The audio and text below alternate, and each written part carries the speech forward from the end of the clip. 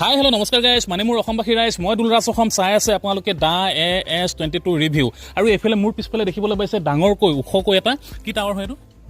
Jio' tower. আৰু বহুতে জানিব বিচাৰে কাৰোবাৰ মাটিত যদি জিঅ' টাৱাৰে হওক বা এয়াৰটেলে হওক বা VI চিমৰ টাৱাৰে হওক যদি বহায় মাটিৰ মালিকে কিমান টকা পায়? আপোনাক কিমান দিয়ে? 7,500 দি আছে। 7,500 টকা দি আছে ন। আৰু এইফালে দেখিবলৈ পাইছে টাৱাৰটো প্ৰায় ওখ হয় আৰু ইয়াত বহুত তললৈকে গাঁত খান্দিবলগীয়া হৈছিল। আৰু যিহেতু টাৱাৰটো আপোনালোকৰ মাটিতে বহোৱা হৈছে ন, আৰু আপোনাক কিবা দৰমহা দিয়ে নেকি?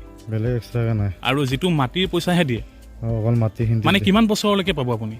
এইটো মোটামুটি মোৰ 25 বছৰলৈকে আছে। এইটো 25 বছৰলৈকে এগ্ৰিমেণ্ট। আপোনাক মানে মাহত কিমান দিব? 7,500। আৰু এইফালে দেখিবলৈ পাইছে বহুতৰ মুখত মই শুনিবলৈ পাওঁ অমুকৰ মাটিত টাৱাৰ বহোৱা হৈছে VI চিমৰ, অমুকৰ মাটিত BSNLৰ, আৰু মাহত পায় বোলে 18,000 19,000 পায় বুলি কৈ দিয়ে। পাই জানো সেইটো? এইটো মিছা কথা ন। একেবাৰে হাইষ্ট টু হাইষ্ট মই শুনিব পাইছোঁ, আপুনি পাইছে? মোটামুটি আমাৰ এই 3-4মান বহাৰ পিছত হাইষ্টটো মই অলপ বেছি। এনেই কম কিমান পায়? একেবাৰে কম এতিয়া মোটামুটি 6.5 কাৰোবাক 7 কাৰোবাক সেনেকুৱা আৰু যিহেতু এই টাৱাৰটো আপোনালোকৰ মাটিতে বহোৱা হৈছে ন, কণ্টেক্ট আপোনাৰ কেনেকৈ হ'ল? কণ্টেক্ট মানে এইটো বিচাৰি আহিছিল, কিছুমানে ফ্লেগ বুলি ভাবিছিল, তাৰপিছত মই আৰু সঁচা ভাবি লৈ পেলাই মই অলপমান সেই কৰি দিলোঁ। আপোনাক ফোন কৰিছিল? ফোন কৰা নাই, বিচাৰি আহিছিল। আপোনাক বিচাৰি আহিছিল। আৰু এখন যিহেতু গাঁও হয় ন, এটা গাঁৱলীয়া পৰিৱেশ হয়, এটা গাঁৱলীয়া পৰিৱেশত ইমান এটা নেটৱৰ্কৰ সুবিধাজনক নহয়। আৰু এই গাঁওখনত মই আগত আহিছিলোঁ, ৰঙিয়াতে আছে, আৰু এই গাঁওখনত যিহেতু আহিছিলোঁ সেই টাইমত নেটৱৰ্কৰ ইমান এটা সুবিধা নাছিল। যিহেতু সুবিধা নাছিল আৰু ইয়াতে টাৱাৰ এটা বহোৱাবলৈ হয়তো বিচাৰিছিল আৰু মাটি পোৱা নাছিল, আৰু সেয়েহে মানে আৰু যিহেতু এতিয়া এওঁলোকৰ মাটি আছিল, বহুখিনি মাটি আছিল, এডোখৰ ঠাই। ইয়াত কিমানমান মাটি আছে? এক কঠা মাটি, বহুত মাটি আছে এওঁলোকৰ। তাৰে এক কঠা মাটি দি দিছে টাৱাৰৰ কাৰণে। আৰু এনেই মানে মাহত তেল খৰচা, চাউলৰ খৰচাটো ওলাই যায় আৰু ন।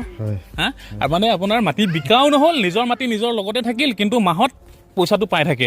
আৰু খুবেই ভাল লাগিছে বাৰু, পইচাটো পাই থাকে। এনেকৈ পাই থাকিলে, এনেকৈ সুবিধা পাই থাকিলে ভালো লাগে। আমাৰ লগতো যদি এনেকুৱা সুবিধা হয় কেতিয়াবা, খুবেই বেছি ভাল পাওঁ। মাহত যদি 7,000 7,500 10,000 হওক কিয় যদি পাই থাকোঁ। আৰু বহুতে যিহেতু ভাবে ন পইচা 18,000 19,000 20,000 22,000 দিয়ে বুলি মাহত এটা টাৱাৰৰ কোম্পানীয়ে, সেইটো মিছা কথা। আপোনাৰ লগত কণ্টেক্ট কৰোঁতে কি চাইন কৰা হৈছিল? মাটিৰে সেই দিব লগা হৈছে, খাজনাৰ কিবা কিবি বিচাৰিছিল, আৰু আধাৰ কাৰ্ড, পান কাৰ্ড। খাজানা যদি নাথাকে তেতিয়া দিয়ে জানো? খাজানা নাথাকিলে দিয়ে জানো বহাবলৈ? আৰু আপোনালোকৰ বাৰীটো যদি বহাম বুলি ভাবিছে, তাৰ লগত যোগাযোগ কৰিম বুলি ভাবিছে, তেনেহ'লে আপোনালোকেও মাটিৰ খাজানাখিনি ৰেডি কৰিব। মাটিৰ খাজানা ৰেডি থাকিলেহে আপোনালোকক টাৱাৰ দিব ন। কিবা এটা মাটি লাগে, আৰু ম্যাদী পটাৰ মাটি হ'লেহে। আপোনাৰ লগত যোগাযোগ যেতিয়া কৰিছিল কি কাগজ আছিল আপুনি? মাটিৰে দিছোঁ, হেৰি মানে কি Aadhaar card, PAN card, PAN card, voter card, সেইগিলাখন দিয়ে, গোটেইখিনি ডিটেইলছ দিয়া হৈছিল। আৰু ডিটেইলছ দিয়াৰ পিছত আৰু মাহত আপোনাৰ একাউণ্টত পইচাটো দিয়ে নে হেৰি কি কয় ডাইৰেক্ট কেছ দিয়ে? একাউণ্টত দিয়ে। ডাইৰেক্ট আপোনাৰ হেৰি ফালৰ পৰা আহে, জিঅ'ৰ ফালৰ পৰা আহে। ইমান এটা সোণালী সুযোগ পাইছে আৰু মাহত পইচাটো পাই আছে। এনেই ফ্ৰী কেনে পাই থকা নিচিনা অনুভৱ এটা হয় নাই? সেনেকুৱা লাগে। এনেই ফ্ৰী কেনে মই মাহত পাই আছো পইচাটো, সেনেকুৱা যেন লাগে। ইয়াত একো নাই, একো হেডেক নাই, একো নাই। ইয়াত ডিজেল ভৰাই নে কাৰেণ্ট নে হেৰি? কাৰেণ্টটো আছে আৰু ডিজেলতো ভৰাই। ডিজেল কোনে চেঞ্জ কৰে? সেইটো আছে, জিঅ' টাৱাৰৰ মানুহ আহি কিনে অপাৰেটাৰ আহে ন, অপাৰেটাৰে আহি কিনে চেঞ্জ কৰে ইয়াত। আৰু দেখিবলৈ পাইছে এইটো বহাওঁতে কিমান সময় লাগিছিল? মোটামুটি 1 মাহ 40 দিনমান লাগিছে। তললৈকে কিমান ফুট খান্দিছে? বাৰিষা এনে বেছি টাইম নালাগে, কিন্তু সলনি মাহ হ'লে মোটামুটি 25-30 দিনৰ ভিতৰত হৈ যায়। তললৈকে কিমান তললৈকে খান্দিছিল? মোটামুটি 8 ফুট 9 ফুটমান খান্দিছে। 9 ফুটমান। আৰু কিমান ফুট ওখ হয় এইটো? 100 ফুট ওখ।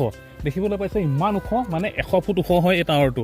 আৰু ইয়াতে বহোৱালে এওঁলোকে, আৰু বহোৱাৰ পিছত এতিয়া ধুনীয়াকৈ এটা ঘৰখন চলিবলৈ পইচা পাই আছে ন। কেনেকুৱা এনেই অনুভৱ কেনেকুৱা? এতিয়া ভালে মোটামুটি এটা পৰিয়াল চলিব পাৰি। আৰু যিটো দৰমহা পায় মাহত, সেই দৰমহাটো জনোৱাবলৈহে আপোনালোকৰ মাজত এই ভিডিঅ'টো আগবঢ়ালোঁ। কিয়নো বহুতে কৈ থাকে বহুত টকা পায় বুলি। ইমানো টকা নিদিয়ে এটা কোম্পানীয়ে। গমটো পাইছে 7,500 টকা, এখেতে সকলোতকৈ বেছি পাই আছোঁ বুলি কৈ আছে। বৰ্তমান গমটো পাইছে পংকজদাৰ দৰমহা হৈ আছে মাহত 7,500 টকা। আৰু আপোনাৰ পইচা মাহত কিমান বহাব? নে বছৰত বহাব নে ছমাহত বহাব? মোটামুটি 3 বছৰৰ পিছতহে বহি থাকে। মোটামুটি 7,500 7,700 মান বাঢ়ি যাব বুলি। 7,700 টকা 3 বছৰৰ পিছত এখেতৰ বাঢ়িব, আকৌ নেক্সট 3 বছৰৰ পিছত আকৌ 7,500 টকা বাঢ়িব। ঠিক তেনেকৈ বাঢ়ি গৈ থাকিব। আৰু টাৱাৰ বহালে নিজৰ মাটিত কিবা এটা চাকৰি দিয়ে বুলি কয় নহয়? একদম মিছা কথা, এইটো মিছা কথা ন। আৰু বহুতে কয় এই আমাৰ মাটিত টাৱাৰ বহাইছে, মই মাহত হেৰি কি কয় 80,000 পাওঁ, 60,000 পাওঁ, 50,000 পাওঁ, কোনোবাই কয় 40,000 পাওঁ। সেইটো সঁচা জানো? নহয় ন এওঁলোকৰ মাটিতে বহাইছে এও ভালকে নাজানে ডিটেইলছখিনি আৰু সেয়েহে এখেতৰ মুখেৰে জানিব চেষ্টা কৰিলোঁ তেল ভৰাৰ কাৰণে মোটামুটি 10টা টাৱাৰৰ মাজত এজন অপাৰেটৰ থাকে সেইজনে তাৰমানে 10টা গোটেই চোৱা চিতা কৰে আৰু তেখেতৰ পঢ়া শুনাও লাগিব ন পঢ়া শুনা আৰু চিকিউৰিটিও দিয়ে বুলি কয় নহয় যদি টেকনিচিয়ান হ'ব লাগিব টেকনিচিয়ান আপোনাৰ ITI কৰিব লাগিব ন আৰু বহুতে এইটো কথা কয় ন টাৱাৰ যদি বহায় আপোনালোকৰ মাটিতে টাৱাৰ বহালে কিন্তু আপোনালোকৰ ঘৰৰ পৰা এজন মানুহ চিকিউৰিটি গাৰ্ড ৰাখিব সেইটো সঁচা জানো তেনেকুৱা একো নহয় এখেতে টাৱাৰ বহোৱাৰ নামত মাহত 7,500 টকা এটা পায় হা ইমানখিনিয়ে আৰু 7,500 টকাটো বিনামূলীয়াকৈ আহি আছে বুলি এখেতেও ভাবিছে আৰু ঠিকে আছে আৰু এখেতৰ মাটিত বহিছে যিদৰে আৰু বেলেগৰ মাটিতো বহক বেলেগে উপাৰ্জন কৰক নহয় জানো আৰু আজি ভিডিঅ'টো বেছি দীঘলীয়া নকৰোঁ ইয়াতে সামৰণি মাৰিছোঁ যদি ভাল লাগিল লাইক কৰিব শ্বেয়াৰ কৰিব আৰু এটা কমেণ্ট কৰি জনাব